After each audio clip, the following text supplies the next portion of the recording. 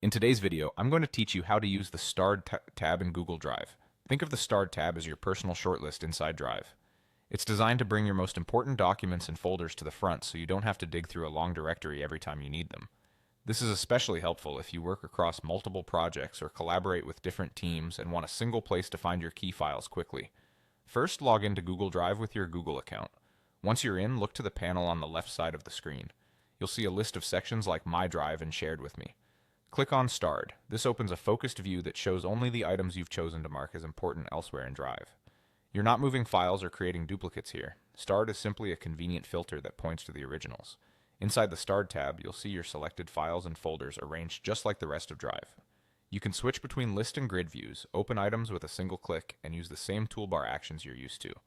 The search bar at the top still works here, and when you search from this view, your results are effectively narrowed to the items you've starred, making it faster to locate exactly what you need. It helps to remember that starring is an account-level preference. If you use multiple Google accounts, each account has its own starred list. Also, because this is a view and not a separate location, changing a file's star status doesn't affect where it lives, who has access, or its version history. If a starred item seems to be missing, it usually means it hasn't been marked as starred in the first place, or you're viewing a different account. You'll also notice that file details like owner, last modified date, and location remain visible, so you can quickly confirm you're opening the right version.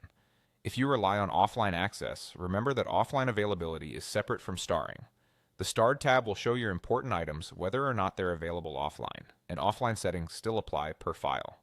This same starred view appears on the Google Drive mobile apps, so the items you prioritize on your computer stay prioritized on your phone or tablet.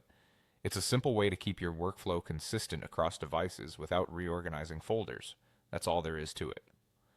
Log in, open the Starred tab on the left, and get instant access to the files and folders you've already marked as important. Use it as your quiet shortcut to what matters most, and enjoy a faster, more focused Drive experience.